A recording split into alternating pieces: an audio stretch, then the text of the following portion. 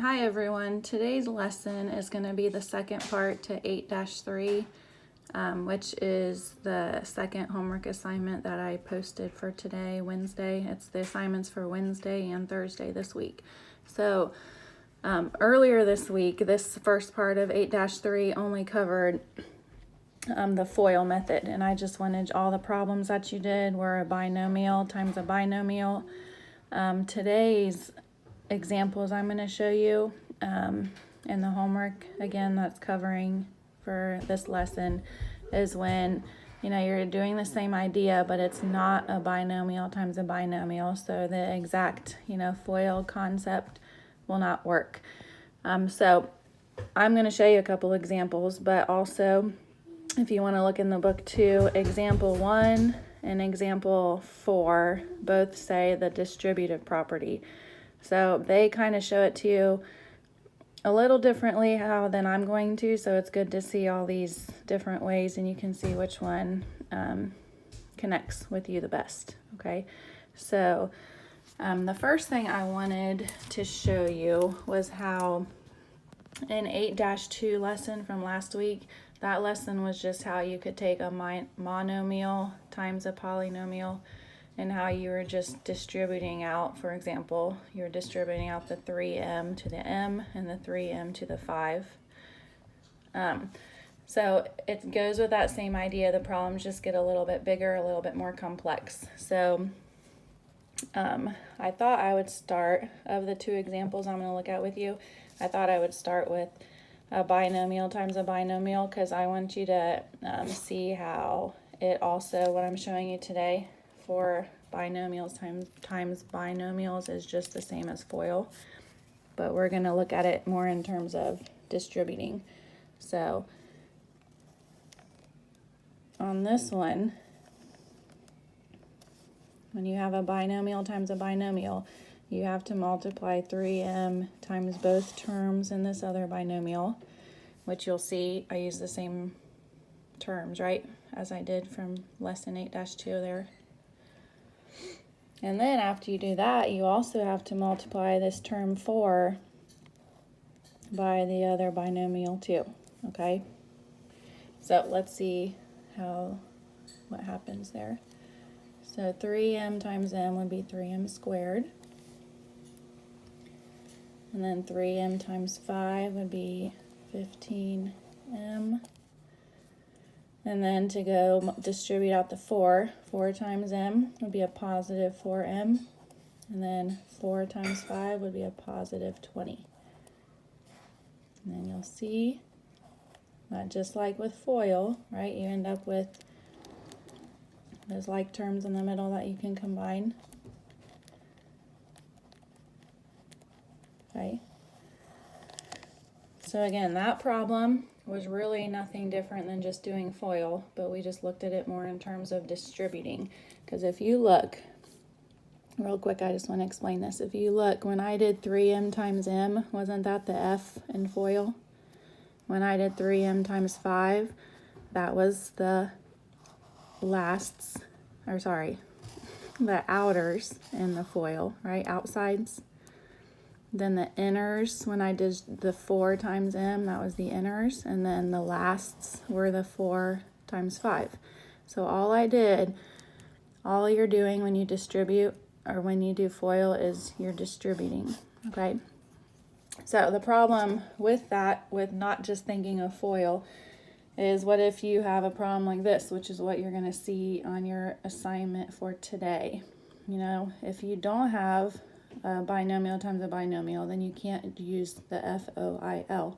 So that's why it's important for you to understand and be able to think of it more in terms of just distributing, okay? So 3x times all three of those terms in that trinomial. And then you have to think of it as a -5, right? Because it says -5. -5 times all three of those terms in the trinomial. Again, this is what more of your homework assignments are going to be. Then after you do all that multiplying and distributing, you're going to have to go combine any like terms that you have before you're finished, okay? So I will finish this one. And then I did want to show you one of the homework problems. That was a little bit more difficult. All right, so 3x times 2x squared. So 3 times 2, and then x times x squared. That would be x to the third. And then 3x times 7x would be a 21x squared. And 3x times negative 8 would be a negative 24x. And then keep going. So we have negative 5 times all 3 of those terms. So that would become negative 10x squared.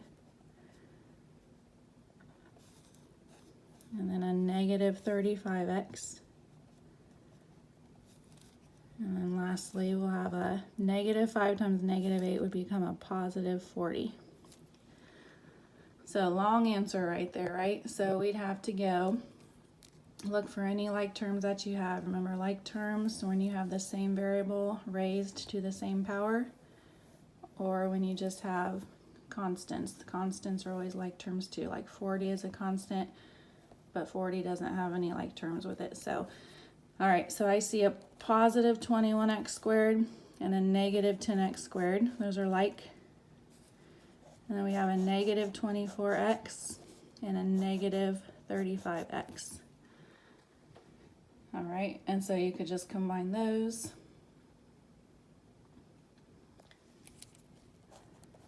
And you would be finished. So that would make a positive 11x squared. And then the x's here would be a negative and a negative, gets more and more negative. So that would be 59x. And then lastly, we have that constant of plus 40. All right, so again, this example right here is what most of your homework problems will be similar to. All right, so then the last thing I wanted to talk to you about was number 34 on your homework.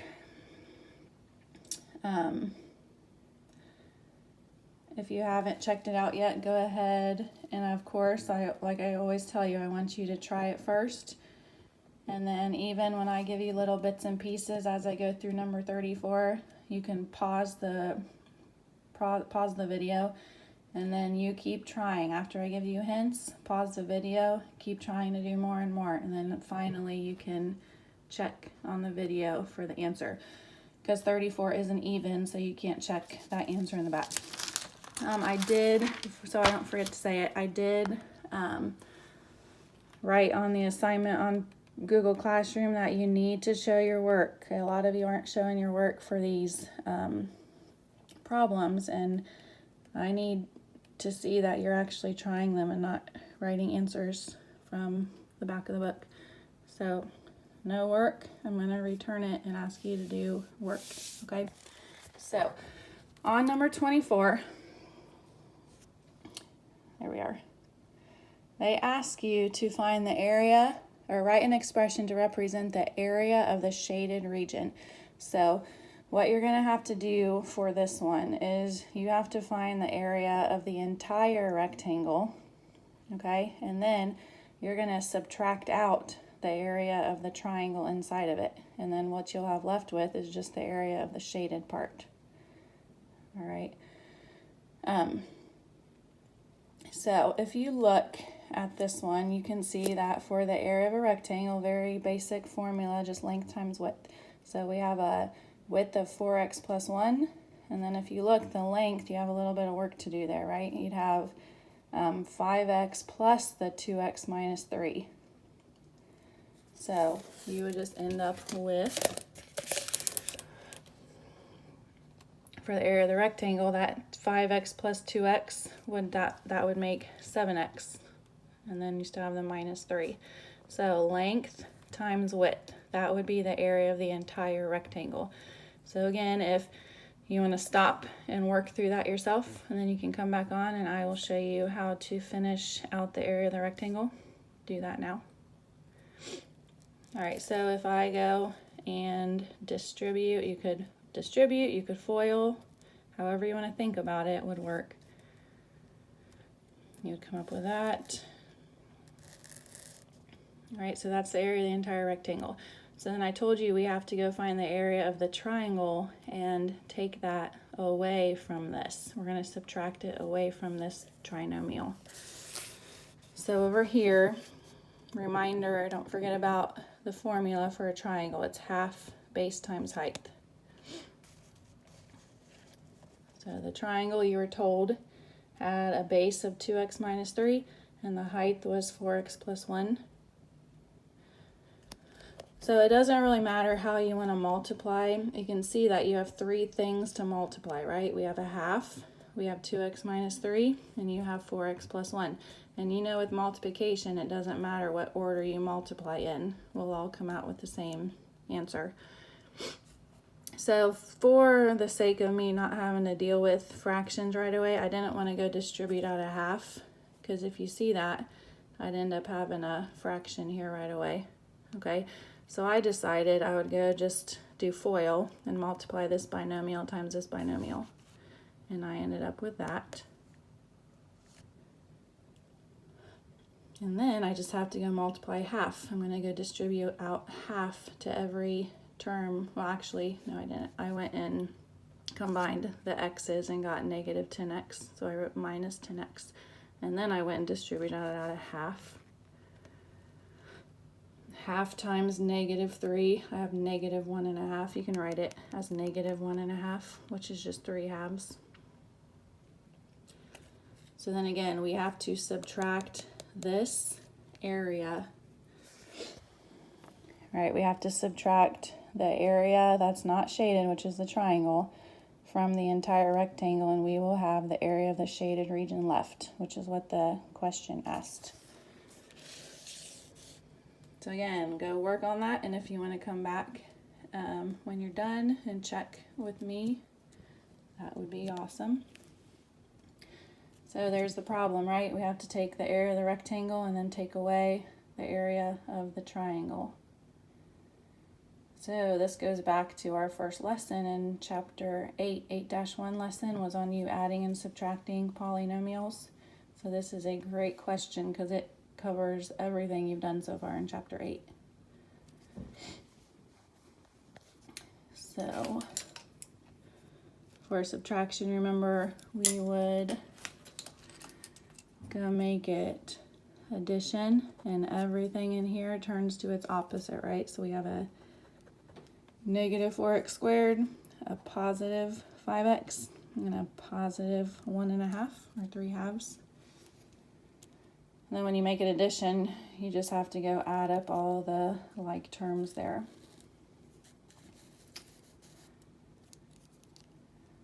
So 28x squared, and then plus a negative 4x squared. That's how I got that. And then look, I have a negative 5x plus 5x. So those x's are gone. They had canceled each other out and made 0. And then we have a negative 3 plus a positive 1.5, which would give you a negative 1.5, or negative 3 halves.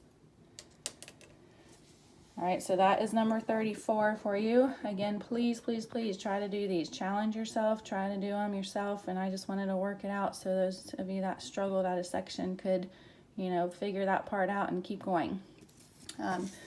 One last thing on number 35, when you get to 35, I do want you to feel comfortable with how to do the second part to that. So let me cover up some of the answers there so you don't see them right away. It says number 35, the dimensions of a sand volleyball court are represented by a width of 6y minus 5 and a length of 3y plus 4. Write an expression to represent the area of the court. So that is nothing that you haven't done already in the last assignment and this assignment. All right, it's just this binomial times this binomial, length times width, because it's a rectangle. Okay, but then B, the length of the sand volleyball court is 31 feet. Find the area of the court. So the length is 3y plus 4, and it says the length is 31 feet. So here's your hint. 3y plus 4 must equal 31, right? They're both lengths. 3y plus 4 equals 31.